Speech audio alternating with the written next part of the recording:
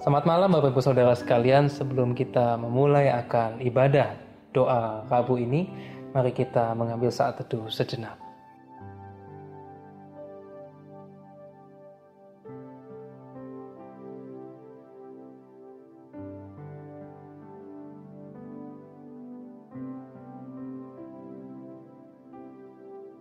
Tuhan, kami bersyukur atas setiap kesempatan demi kesempatan yang Engkau sediakan bagi kami. Dan Tuhan, tolong kami untuk dapat meresponi akan setiap kesempatan tersebut dengan suatu sikap pertanggungjawaban kepadamu ya Tuhan. Oleh sebab itu Tuhan, di dalam kesempatan kami boleh mempersembahkan akan ibadah doa ini. Tuhan, tolong kami agar kami boleh mempersembahkan pujian yang paling indah yang bisa kami berikan. Tuhan, tolong kami untuk bisa mempersembahkan doa-doa seruan-seruan kami kepadamu. Dan juga tolong kami ketika kami menyandengkan telinga kami ingin Tuhan mendengar akan suaramu. Tuhan, tolong ibadah ini dari awal hingga akhirnya. Di dalam nama Tuhan Yesus kami berdoa dan mengucap syukur. Amin. Bapak Ibu Saudara, untuk memulai akan ibadah doa kita, mari kita menyanyikan pujian. Tuhan, ku mau menyenangkan. Sekiranya ini menjadi kerinduan masing-masing dari kita ketika kita datang kepada Tuhan. Tuhan, ku mau menyenangkan.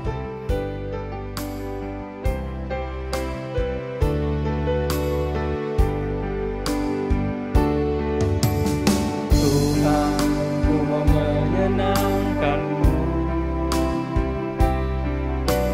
Tuhan, bentuklah hati ini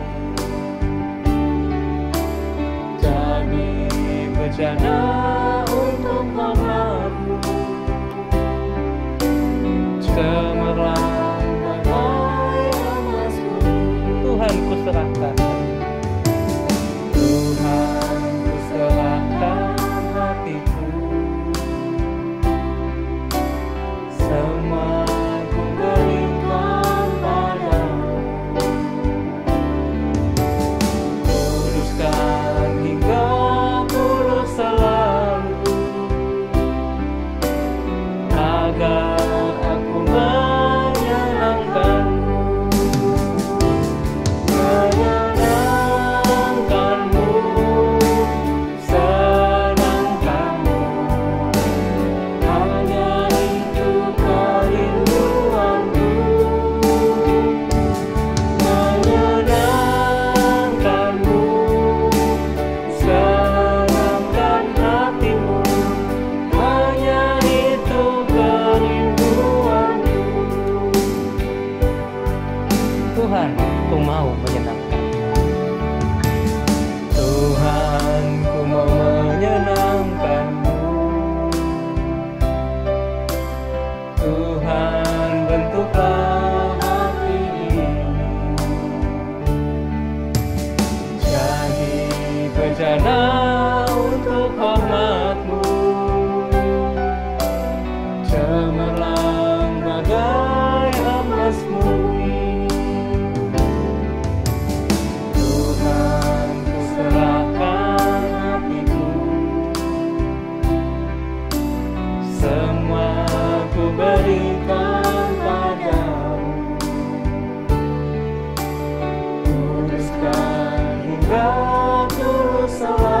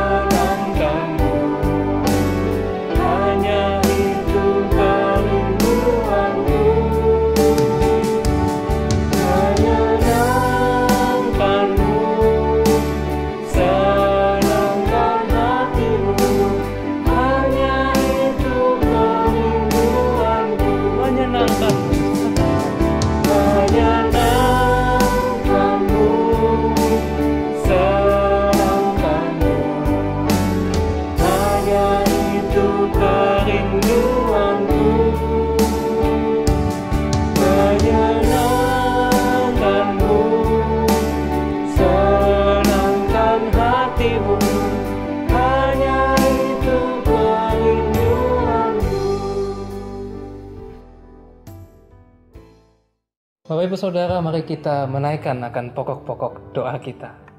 Yang pertama, mari kita berdoa untuk orang-orang, saudara-saudara kita yang rentan, yang sangat rentan untuk mengalami kesulitan di masa pandemi ini. Mari kita mendoakan anak yatim piatu atau karena orang tuanya meninggal karena COVID, ada anak-anak yang menjadi yatim piatu karena pandemi ini. Mari kita berdoa untuk masing-masing dari mereka, agar sekiranya mereka dapat bertumbuh dengan baik. Doakan kebutuhan mereka, kiranya ada keluarga yang boleh menolong mereka dan sekiranya kehidupan mereka boleh terpelihara. Mari kita berdoa. Tuhan, kami berdoa di dalam kondisi di tengah pandemi yang tidak kunjung usai ini ya Tuhan. Tuhan, kami menyadari bahwa ada orang-orang yang begitu terdampak akan pandemi ini. Orang-orang yang ekonominya lemah, orang-orang yang secara sosial pun tidak berdaya karena harus menghadapi kondisi-kondisi yang seperti ini. Terutama kami berdoa Tuhan untuk anak-anak yang ditinggal oleh orang tuanya, anak-anak yang menjadi yatim piatu. Mungkin banyak dari mereka yang bingung harus berbuat apa. Oh Tuhan, sekiranya Engkau memelihara mereka, Engkau menggerakkan kami, memberikan hikmat kepada kami untuk tahu harus berbuat apa kepada mereka yang membutuhkan ya Tuhan. Agar sekiranya kami boleh juga menjadi gereja-Mu yang menjadi perwakilan akan kerajaan-Mu di muka bumi ini. Oh Tuhan, pelihara mereka dan pakai juga kami untuk boleh memelihara mereka. Tolong kami ya Tuhan, tolong bangsa ini. Dalam nama Tuhan Yesus kami berdoa. Amin. Yang kedua, mari kita berdoa juga untuk setiap single parents yang harus berjuang sendiri, mendampingi anak bekerja untuk menghadapi segala pergumulan. Sekiranya Tuhan juga menolong mereka. Mari kita mendoakan agar kebutuhan mereka tercukupi dan Tuhan Allah menopang dan memberkati hidup mereka. Mari kita berdoa. Tuhan, kami berdoa juga untuk setiap orang-orang yang Engkau izinkan menjadi single parents. Di dalam kondisi yang tidak mudah Tuhan, di dalam kesendirian mereka dalam membesarkan anak-anak. Oh Tuhan, sekiranya Engkau memberikan hikmat, bijaksana, juga memberikan pemeliharaan-Mu kepada mereka. Agar mereka tetap setia di dalam iman dan setia pula mengerjakan apa yang memang harus mereka kerjakan. Agar sekiranya mereka pun di dalam kondisi yang memang tidak mudah, tetap bisa menjadi terang dan garam, tetap bisa dipakai oleh-Mu untuk sesuatu yang baik bagi anak-anak mereka. Tuhan, tolong masing-masing dari mereka ya Tuhan. Di dalam nama Tuhan Yesus kami berdoa.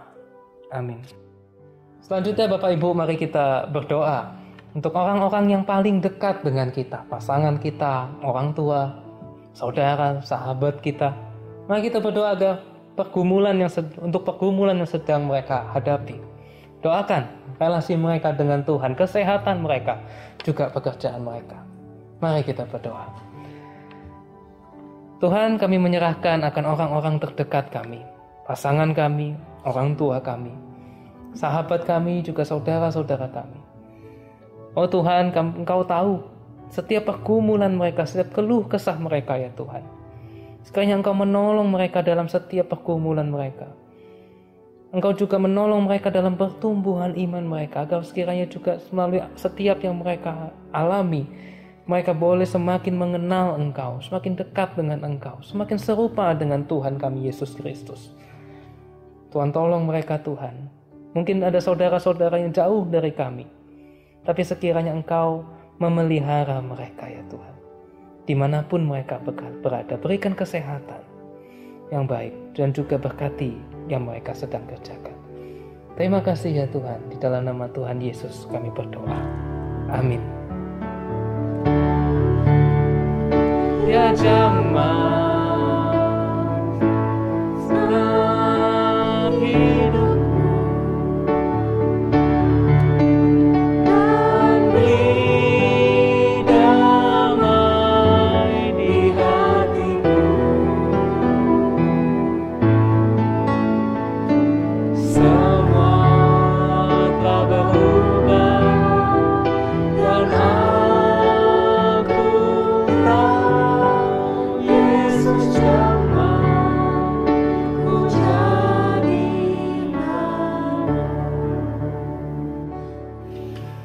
Selanjutnya mari kita mendoakan gereja kita, para pemimpin gereja, para majelis, para rohaniwan, hamba-hamba Tuhan, orang-orang yang Tuhan pakai untuk membimbing kita secara rohani.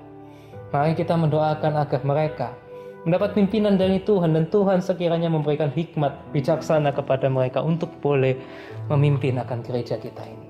Mari kita bersatu dalam doa. Tuhan, kami menyerahkan akan gereja kami, gereja-Mu Tuhan, di mana ada orang-orang yang Kau pilih untuk menjadi para pemimpin gereja, para rohaniwan, para majelis. Tuhan, sekiranya Engkau memberikan hikmat bijaksana kepada masing-masing individu yang Kau percayakan. Sekiranya boleh memimpin gereja ini dengan hikmat bijaksana dari Roh Kudus. Agar sekiranya gereja ini boleh Engkau pakai, terus Engkau pakai, menjadi alat-Mu di tengah dunia yang penuh dengan dosa ini, penuh dengan penderitaan. Sekiranya gereja ini boleh menjadi penghiburan bagi tempat ini dan sekitarnya Tuhan. Agar orang-orang bisa melihat kasih-Mu kepada kami dan kepada mereka. Terima kasih Tuhan. Di dalam nama Tuhan Yesus kami berdoa. Amin. Selanjutnya mari kita berdoa untuk diri kita sendiri. Mari kita mengakui segala kelemahan kita di hadapan Tuhan. Kita utarakan setiap keluh kesah kita kepada Tuhan. Mari, saya memberi kita waktu untuk berdiam diri, untuk membawa pergumulan kita kepada Tuhan. Mari, saya persilahkan.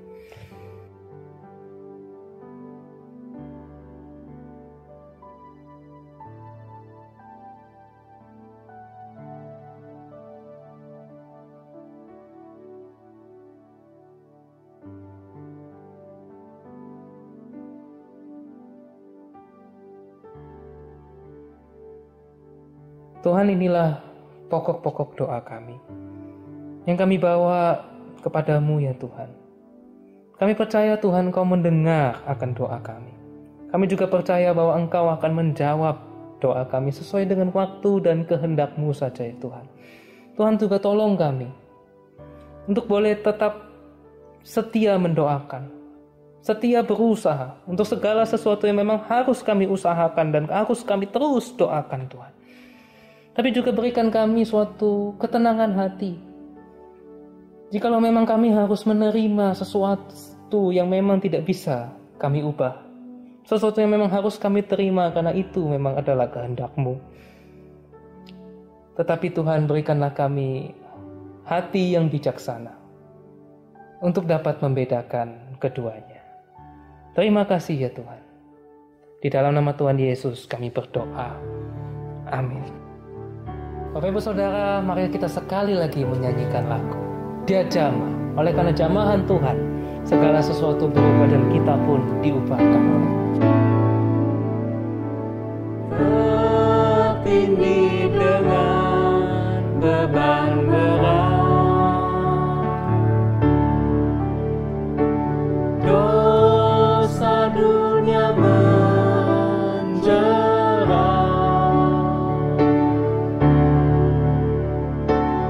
Lalu ku datang pada Yesus,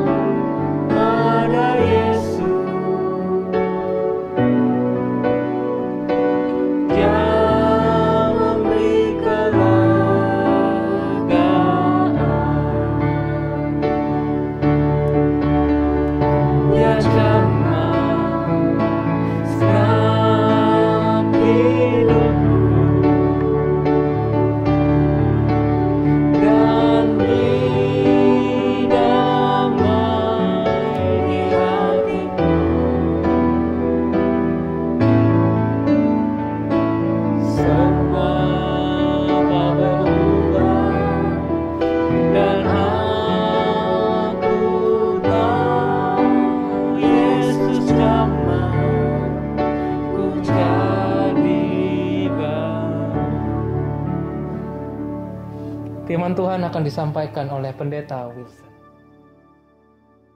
Shalom Jemaat Gereja Kristus Yesus Kebayoran Baru yang dikasihi Tuhan. Kita akan bersama-sama merenungkan firman Tuhan. Sebelum kita mulai, mari kita bersama tundukkan kepala, kita masuk dalam doa. Tuhan, terima kasih untuk kesempatan kami boleh bersama-sama memuji nama-Mu, menaikkan doa-doa kami bersyukur bahwa di dalam masa-masa sulit seperti sekarang ini, Tuhan tidak pernah jauh dari kami. Terima kasih Tuhan, kami masih boleh berdoa kepadamu, mendapatkan pertolongan kami tepat pada waktunya, dan kami bersyukur firman-Mu masih diberitakan, diajarkan, sehingga kami boleh mendengar Tuhan sendiri berbicara pada kami. Berkati Tuhan supaya saat ini kami juga boleh terfokus dan terkonsentrasi sepenuhnya kepada firman-Mu. Kami mohon hikmat pertolongan Roh-Mu yang kudus, memampukan kami mencerna, menerima setiap pengajaran, setiap kebenaran dari firman-Mu. Urapi hamba-Mu dan berkati setiap kami. Dengarlah doa kami, dalam nama Tuhan Yesus kami berdoa. Amin. Saudara, kita akan bersama-sama membaca firman Tuhan dari Lukas 13 ayat 1 sampai 5. Jadi selama 3 pertemuan, kita akan bersama-sama merenungkan tentang satu tema, yaitu penderitaan.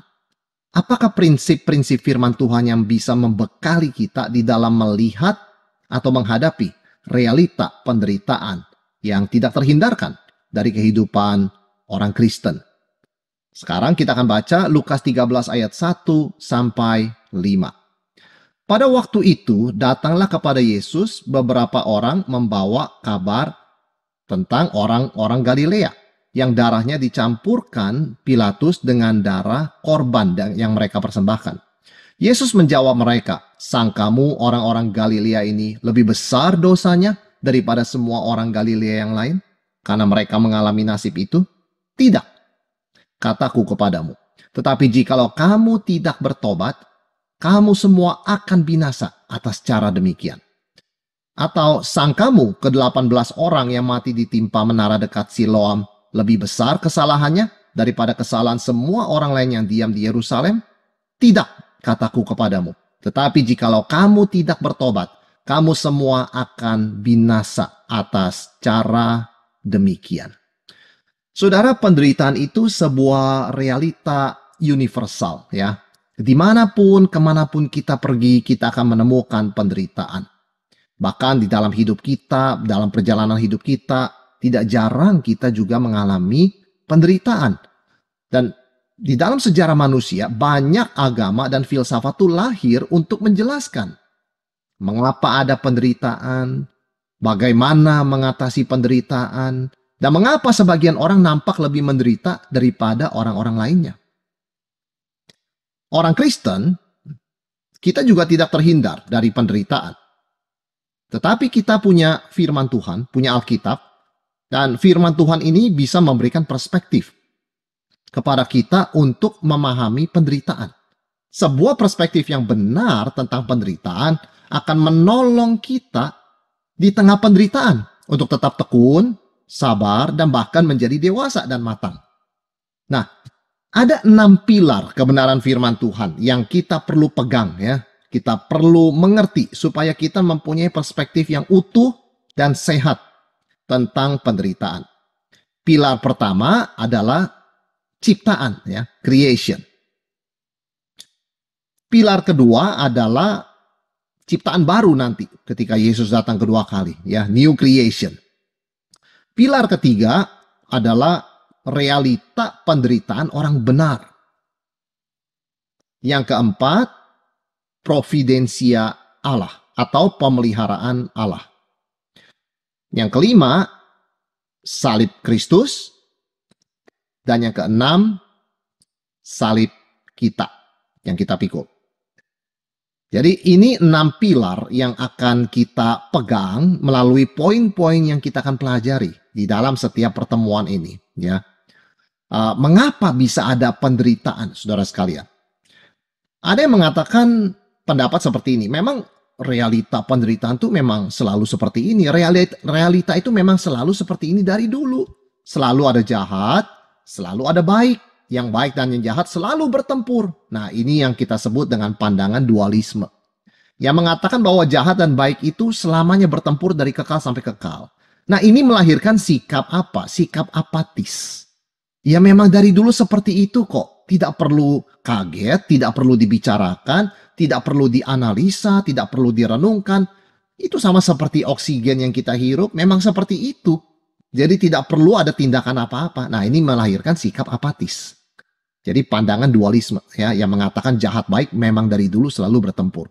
Sampai kapanpun akan bertempur, tidak ada yang menang, tidak ada yang kalah. Yang kedua, ada yang mengatakan, oh tidak ada baik, tidak ada jahat. Siapa kuat, dia survive. Kalau lemah, ya menderita. Salah orang itu sendiri, kenapa lemah? Ya, ini adalah perspektif Darwinisme. Ya, jadi yang kuat survive, yang lemah binasa. Ya, jadi ini melahirkan sikap survivalist. Ya, mau menang, mau lebih kuat, tidak menunjukkan belas kasihan, tidak menunjukkan simpati kepada yang menderita, karena menganggap yang menderita itu adalah akibat kelemahan orang itu. Sedangkan yang tidak menderita adalah karena kekuatan mereka. Nah, itu adalah sikap yang kedua, ya, sikap yang agresif, ya, apatis, agresif, begitu kan ya. Tapi ada juga yang mengatakan, oh dia menderita karena kehidupannya di masa lampau buruk. Akibatnya sekarang dia menuai dalam kehidupannya sekarang. Ini adalah perspektif moralisme, ya. Jadi melihat penderitaan itu sebagai indikasi tingkat moralitas seseorang. Kalau dia menderita, berarti moralitasnya kurang. Pasti dia berbuat jahat di kehidupan yang lampau. Saya tidak menderita, berarti moralitas saya lebih baik. Maka hidup saya lebih mudah dan lebih lancar. Ini perspektif moralisme. Kita menolak ketiga perspektif ini. Baik itu apatis, baik itu Darwinisme yang mengatakan lebih kuat, atau moralisme yang mengatakan kita lebih bermoral kalau kita tidak menderita. Semua perspektif ini ditolak oleh Tuhan Yesus. Dalam Lukas 13, ayat yang kedua, Yesus menjawab mengenai orang-orang yang dihukum mati oleh Pilatus. Sangkamu orang-orang Galilea ini lebih besar dosanya daripada semua orang Galilea yang lain karena mereka mengalami nasib itu? Yesus menjawab tidak. Jadi Yesus menolak perspektif-perspektif yang tidak benar ini. Sehingga bagaimana cara kita mempunyai pandangan yang benar tentang penderitaan? Maka kembali kepada firman Tuhan. Dasar teologis kita, dasar doktrin kita itu harus benar dan solid. Ya. Yang pertama kita lihat adalah pilar pertama, penciptaan, creation. Ya, ini pilar yang pertama. Salah satu pertanyaan adalah dari mana dosa itu berasal? Kita harus kembali ke awal. Pada awalnya semuanya itu baik. Tidak ada dosa kan? Tidak ada penderitaan. Tuhan menciptakan langit bumi beserta isinya sangat baik. Itu dikatakan dalam Kejadian 1 dan 2. Tuhan memberkatinya dan bahkan melihatnya sangat baik. Itu asal mulanya. Jadi bukan netral, bukan seperti dualisme yang mengatakan, oh dari sejak dulu jahat baik itu sudah ada dan bertempur. Tidak. Pada awalnya tidak ada jahat. Pada awalnya hanya ada baik. Karena di situ ada Tuhan dan ciptaannya yang dia ciptakan dalam keadaan baik dan kudus. Jadi asal mula origin itu good. Ya. Bukan bad, bukan good versus bad, tapi good. Baik. Artinya apa? Artinya sudah ada kriteria baik dan jahat sejak awal. Dan itu dasarnya adalah sesuatu yang baik. Baik itu yang Tuhan ciptakan. Itu awalnya begitu kan? Dari awalnya baik. Tidak ada jahat. Lalu jahat itu dari mana? Jahat itu menyimpang dari yang baik.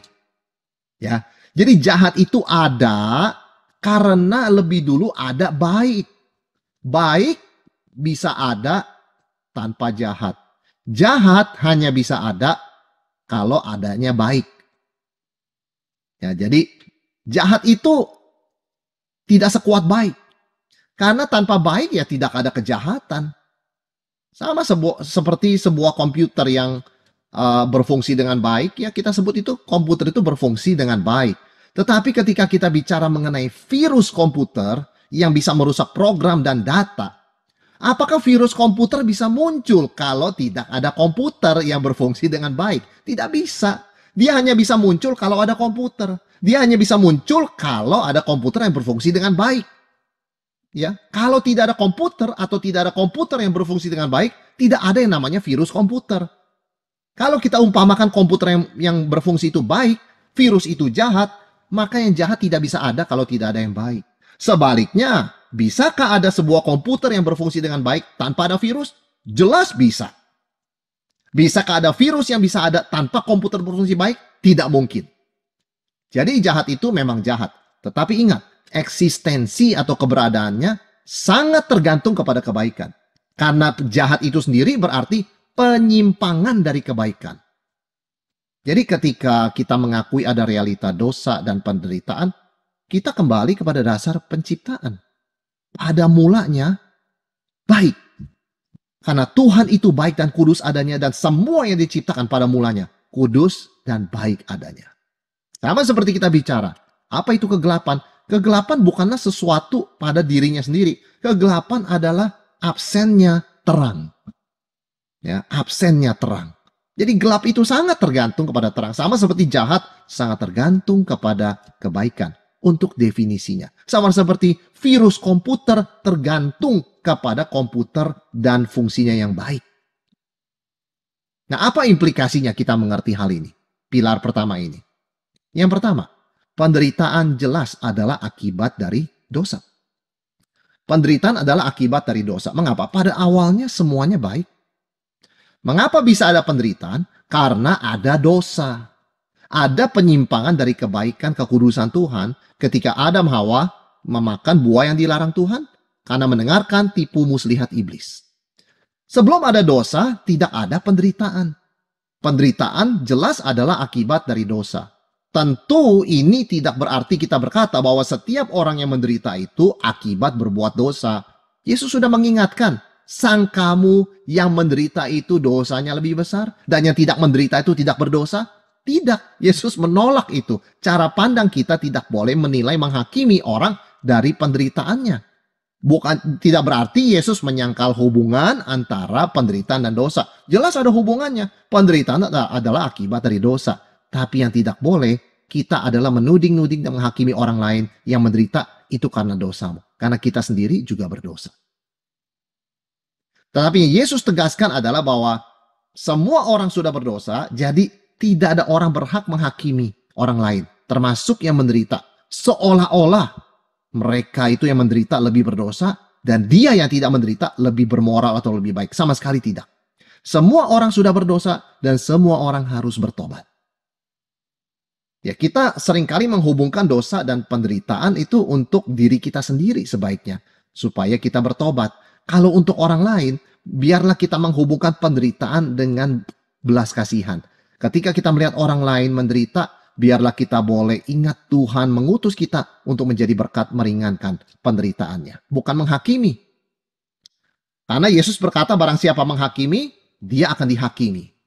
Tidak ada di antara kita yang mau dihakimi dan senang dihakimi. Itu sebabnya kita tidak boleh menghakimi orang dalam relasi penderitaannya dan dosanya. Karena kita pun orang berdosa. Tetapi kita kembali kepada kebenaran dasar firman Tuhan, yaitu penderitaan adalah akibat dari dosa. Itu yang pertama. Yang kedua, penderitaan dan dosa itu masalah real, ya, nyata dan serius. Jadi penderitaan itu bukan imajinasi seperti diajarkan beberapa ajaran. Oh, penderitaan itu kan cuman pikiran kamu. Bukan. Penderitaan itu bukan imajinasi, bukan khayalan. Penderitaan itu real. Karena penderitaan adalah akibat dosa. Kalau kita menyangkal realita penderitaan, kita juga menyangkal realita dosa. Kalau orang berkata penderitaan itu cuma imajinasi, maka orang itu juga berkata dosa itu cuma imajinasi. Sama sekali tidak. Dosa adalah penyimpangan, pelanggaran kepada hukum Tuhan, dan itu real. Akibat dosa, yaitu penderitaan dan maut, juga real. Bukan fantasi, bukan imajinasi.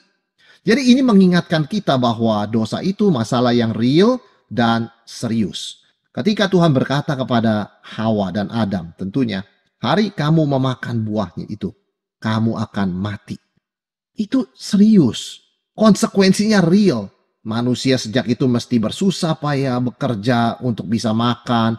Kemudian juga Hawa akan menderita ketika dia melahirkan, dengan kesakitan dia akan melahirkan anak, tanah juga terkutuk. Itu semua real, ya. Jadi kalau kita bawa prinsip ini ke zaman sekarang, bicara tentang pandemi, kita boleh mengatakan apa yang terjadi sekarang ini ya jelas adalah penghakiman Tuhan atas dosa. Penderitaan itu masalah serius. Anak kehilangan orang tua kehilangan anak, kesulitan ekonomi. Ini adalah sesuatu yang nyata dan serius. Penderitaan.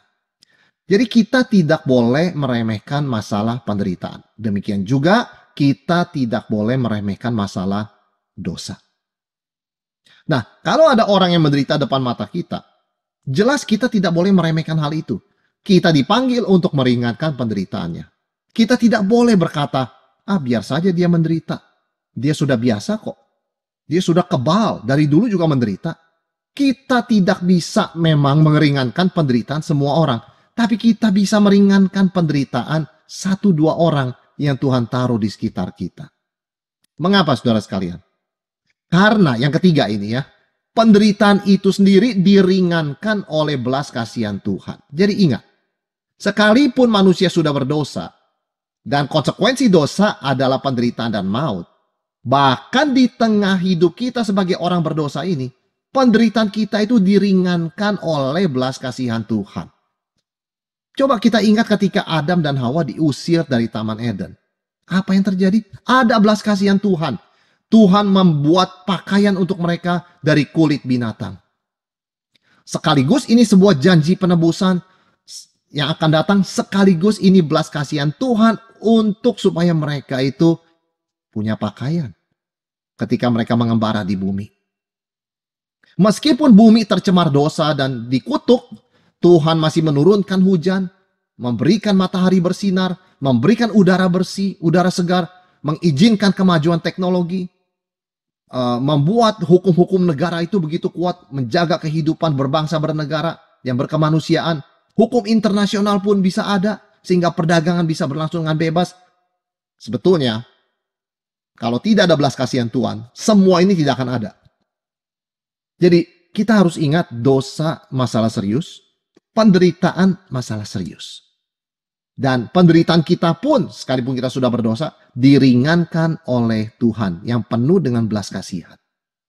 Jadi itu sebabnya orang Kristen dipanggil bukan untuk menghakimi orang yang menderita, tetapi untuk mengasihi, berbelas kasihan, dan meringankan penderitaannya. Sebagaimana Tuhan lakukan.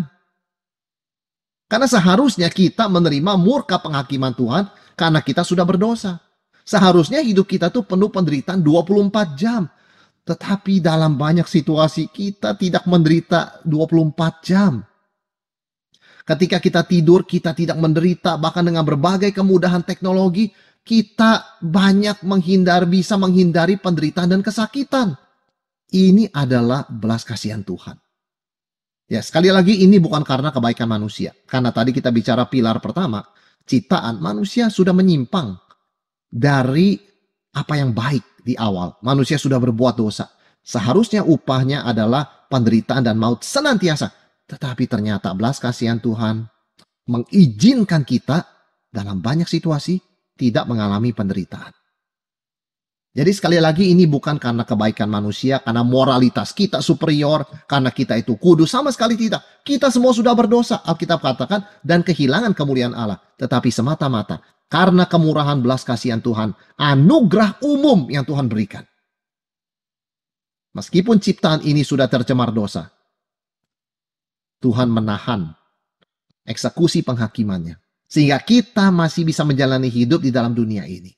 Bahkan Tuhan mengutus anaknya Yesus Kristus. Sehingga penebusan mulai dengan keselamatan ya jiwa orang-orang percaya.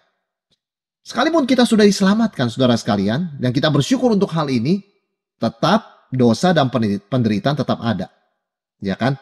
Penganiayaan tetap ada, kejahatan tetap ada. Mengapa? Karena kita ingat, ketika Tuhan bekerja, di situ iblis juga bekerja.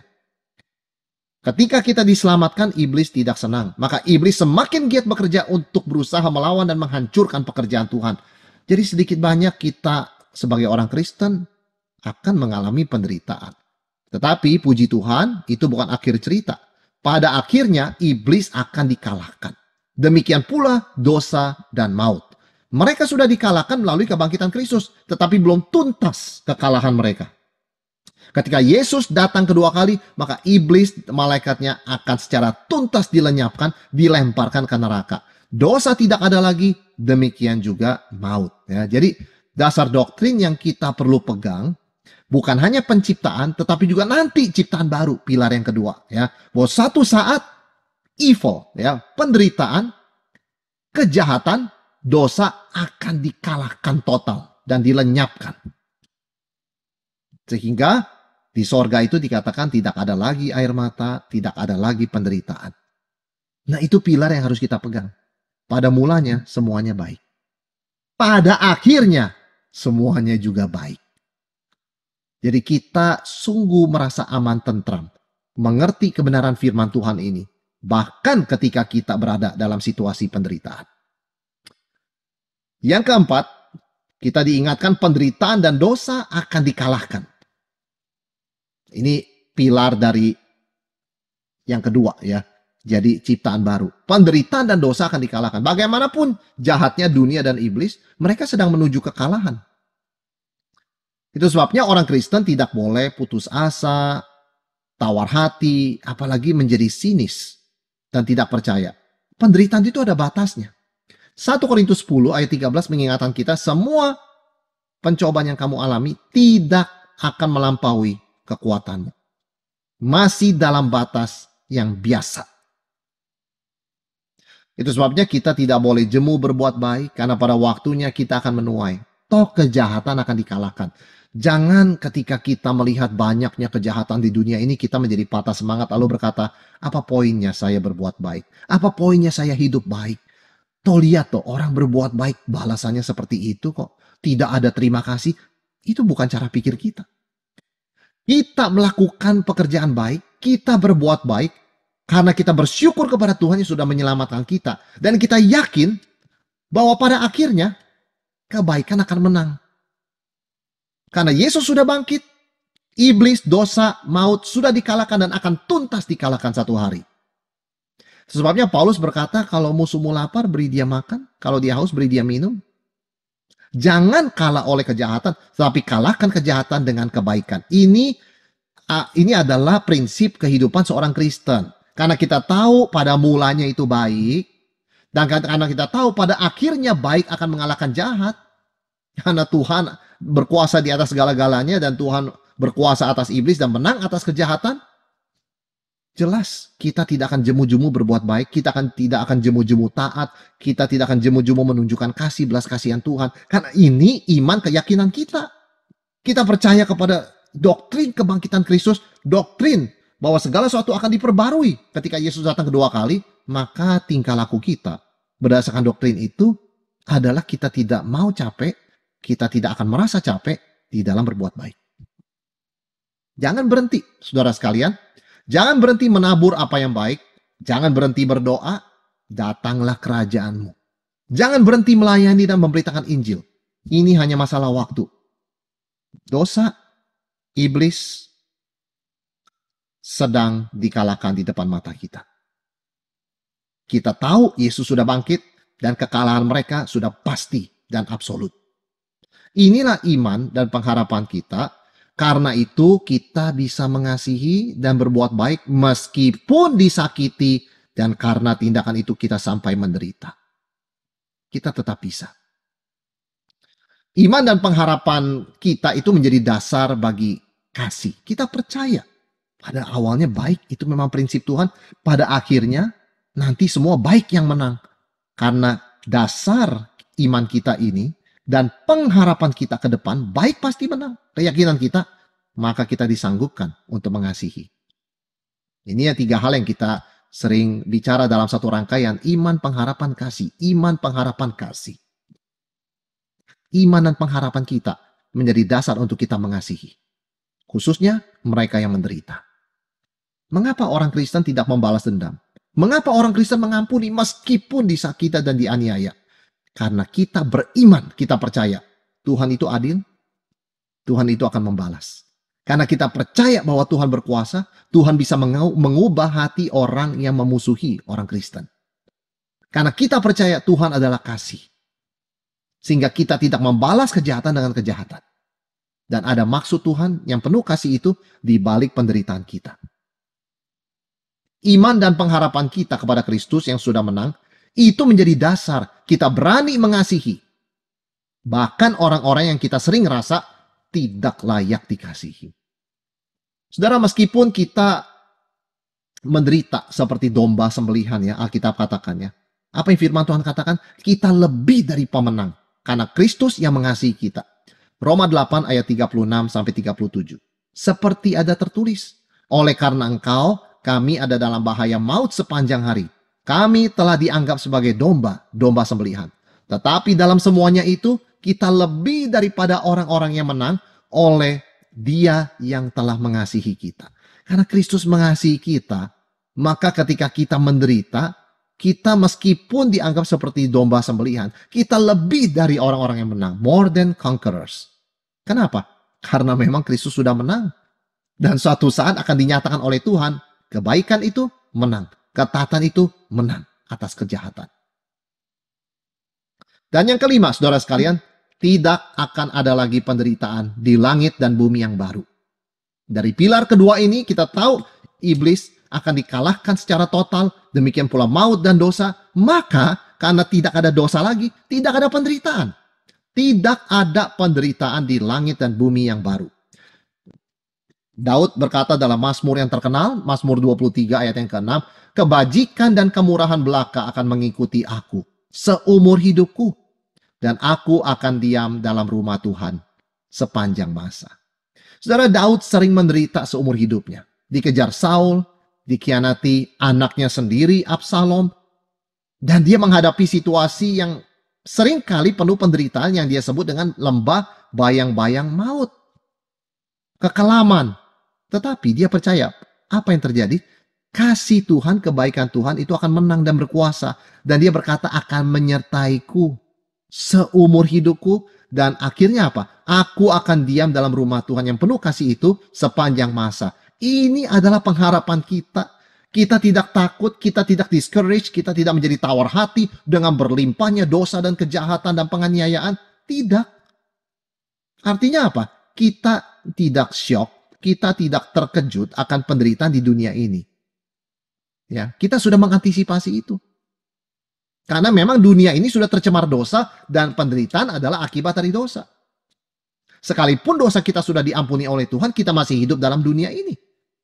Yang masih memikul akibat dari dosa. Dan kita pun masih bisa berbuat dosa.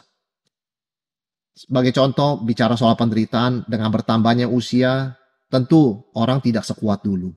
Pasti ada keluhan ini dan itu. Tenaga kita juga berkurang.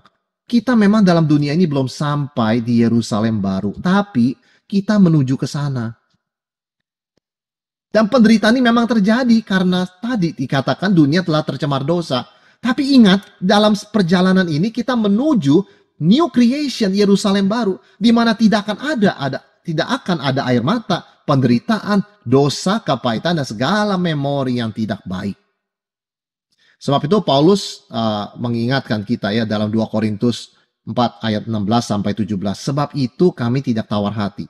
Tetapi meskipun manusia lahiriah kami semakin merosot, namun manusia batiniah kami dibaharui dari sehari ke sehari. Sebab penderitaan ringan yang sekarang ini mengerjakan bagi kami kemuliaan kekal yang melebihi segala-galanya. Jauh lebih besar daripada penderitaan kami. Saudara, dalam terang kemuliaan kedatangan Yesus yang kedua kali, maka kita bisa punya perspektif begini ya tentang penderitaan kita. Penderitaan kita itu ringan dibandingkan dengan bobot kemuliaan yang akan Tuhan berikan nanti. Yang kedua, penderitaan kita sementara dibandingkan dengan sukacita kita kekal selama-lamanya di langit dan bumi yang baru nanti. Ini perspektif yang kita mau pegang dari firman Tuhan. Pada awalnya semuanya baik penciptaan. Pada akhirnya akan baik, dosa akan dikalahkan. Maka melalui 2 pilar ini, bagaimana saya menilai penderitaan saya sekarang? Penderitaan saya ringan Bukan artian tidak serius, ringan, karena dibandingkan dengan bobot kemuliaan yang Tuhan berikan, ringan. Yang kedua, sementara. Satu hari akan berakhir, tapi sukacita saya di sorga, sukacita saya di langit dan bumi yang baru, tidak akan berakhir sampai selama-lamanya. Dan itu boleh menjadi sesuatu yang menghibur dan menguatkan kita di dalam kita menghadapi realita penderitaan, saudara sekalian. Jadi ada dua doktrin dasar yang kita pegang, pilar dasar yang kita belajar pada pertemuan pertama ini, yaitu penciptaan, it was good in the beginning, awalnya semuanya baik. Dan yang kedua, ciptaan baru, it will be good. Semuanya akan menjadi baik. Kristus telah menang, kebaikan akan menang. Tidak ada lagi dosa dan penderitaan. Sehingga kita bisa memikul penderitaan ini dengan kekuatan Tuhan. Penderitaan yang Rasul Paulus katakan yang ringan dan sementara ini. Jadi sekali lagi 5 implikasi dari 2 pilar yang kita pelajari ini. Penderitaan jelas adalah akibat dari dosa. Karena awalnya tidak ada penderitaan. Karena tidak ada dosa. Yang kedua, penderitaan dan dosa itu masalah real dan serius. Maka kita masih meresponi dengan cinta kasih belas kasihan Tuhan. Yang ketiga, penderitaan diringankan oleh belas kasihan Tuhan. Meskipun kita layak dihukum, tetapi Tuhan masih menahan penghakimannya atas dunia yang berdosa ini. Sehingga kita bisa menikmati berbagai kemudahan dan anugerah Tuhan dalam hidup ini. Yang keempat, suatu saat penderitaan dan dosa akan dikalahkan. Dan finally, akhirnya yang kelima, tidak ada penderitaan di langit dan bumi yang baru. Karena dosa akan dilenyapkan, akan dengan tuntas dikalahkan oleh kedatangan Yesus yang kedua kali. Mari kita bersama tundukkan kepala, kita masuk dalam doa. Tuhan, kami bersyukur kami boleh belajar prinsip kebenaran firman-Mu yang dengan pilar-pilar ini kami boleh berdiri teguh di tengah penderitaan. Kami bersyukur Tuhan, kami boleh menengok ke belakang melihat pada awalnya segalanya itu baik. Karena Tuhan baik dan kudus adanya. Terima kasih Tuhan, melalui itu kami juga boleh melihat ke depan dengan keyakinan pengharapan. Semuanya juga akan menjadi baik. Karena Kristus telah mati dan telah bangkit mengalahkan iblis, maut, dan dosa. Tolong kami Tuhan untuk selalu ingat seberapa berat pun penderitaan kami di dunia ini, kemuliaan yang Kau berikan di masa akan datang sebagai anak-anak-Mu adalah jauh lebih berat dan lebih mulia. Sehingga kami boleh diringankan di tengah penderitaan kami ini.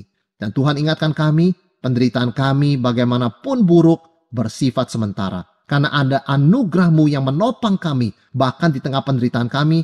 Dan satu hari sukacita kekal tanpa air mata akan kami nikmati di dalam langit dan bumi yang baru bersama dengan Tuhan Yesus. Tolong setiap kami Tuhan, tolong setiap jemaat-Mu, tolong setiap kami yang sedang mengalami penderitaan supaya kami boleh sungguh dihiburkan, dikuatkan oleh kebenaran firman-Mu ini, oleh anugerah belas kasihan dan penyertaan-Mu setiap saat.